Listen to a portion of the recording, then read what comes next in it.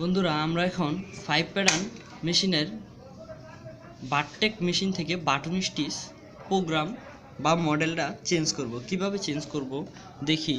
M button চেপে ধরে power button on করতে হবে। অন করার পর দুইবার টুট টুট শব্দ করবে। দুইবার টুট টুট শব্দ করছে। দুইবার টুট টুট শব্দ করলে বুঝতে হবে যে আমি মেশিনের মূল প্রোগ্রামে ঢুকতে পেরেছি। তারপর মাইনাস চেপে চেপে 241 নাম্বার প্রোগ্রামে যেতে হবে। 241 নাম্বার প্রোগ্রামে যদি 1 থাকে সেটা হলো বারটেক, আর যদি 0 থাকে সেটাও হবে রেডি বাটন।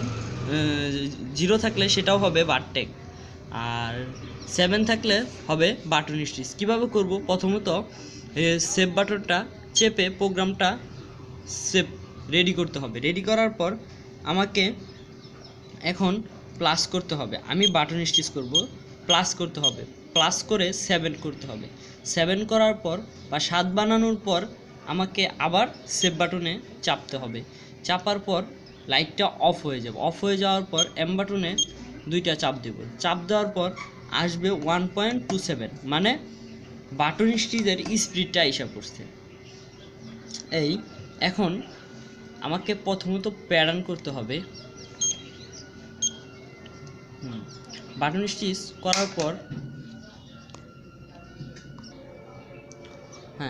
বাটন স্টিচ করার পর তারপর এম বাটন চেপে ধরে আবার পাওয়ারটাকে অন করতে হবে। দুইবার টুট টুট শব্দ করবে। তারপর আমি 5 বাটন আর সিলেক্ট বাটন একসাথে 3বার চাপবো। 1 2 3। আবার 3 বাটন ও সিলেক্ট বাটন একসাথে 3বার চাপবো। 1 2 3। তারপর মাইনাস চাপবো। মাইনাস চেপে চেপে 3বার 5 বাটন ও সিলেক্ট বাটন একসাথে চাপবো। আবার 3বার 3 বাটন ও সিলেক্ট বাটন একসাথে চাপবো। চাপার পর মাইনাস বাটন চেপে চেপে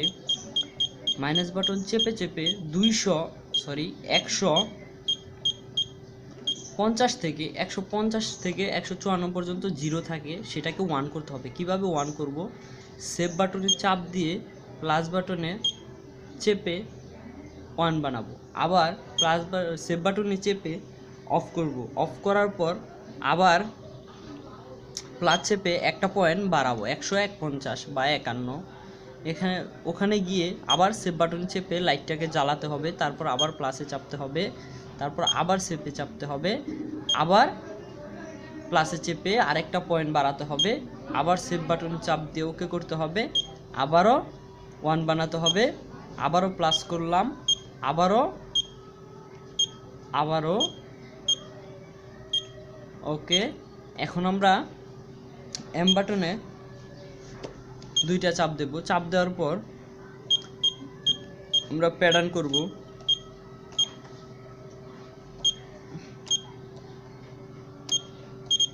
প্যাটার্ন করে এক্স স্কেল ওয়াই স্কেল সমান থাকবে। এখানেও 0 0 থাকবে, এখানেও 0 0 থাকবে। যখন পাওয়ারটা লাভ পারবে তখন বুঝতে হবে ওকে চাচ্ছে। ওকে, এম বাটন 2টা চাপ। তারপর আমি P1 প্রোগ্রাম করেছি, মাইনাস চেপে বা প্লাস চেপে নিয়ে এসে ওকে আমারটা ওকে। বন্ধুরা এখন আমরা বাটন স্টিচ থেকে বারটেক করব। প্রোগ্রামটা আবার ফলো করি। এই এম বাটন চাপ দিয়ে ধরে পাওয়ার বাটন অন করার পর 2বার টুট টুট শব্দ করবে। তারপর মাইনাস বাটন চেপে 241-এ যাওয়ার পর সেভ বাটন চেপে সেভ বাটনের লাইটটা জ্বালানোর পর মাইনাস চেপে আমরা 1 করব। 1 করার পর সেভ করে দেব। সেভ করে দেওয়ার পর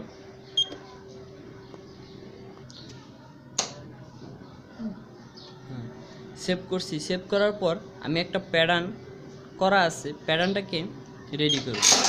রেডি করার পর আসছে E305, মানে সেন্সরে কাজ করতেছে না।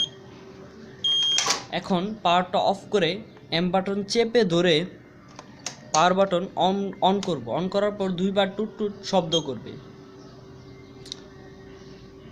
শব্দ করলে বুঝতে হবে আমি মূল প্রোগ্রামে ঢুকতে পেরেছি। তারপর P5 বাটন আর সিলেক্ট বাটন একসাথে 3বার চাপতে হবে। আবার P3 ও সিলেক্ট বাটন একসাথে 3বার চাপতে হবে, 1 2 3। হ্যাঁ, চাপার পর এখন আমি মাইনাস বাটন চেপে যাব 250 থেকে 54 পর্যন্ত জিরো থাকে, এই পয়েন্টটুকুকে 1 বানাতে হবে। যদি 1 বানানো হয় তাহলে প্রোগ্রামে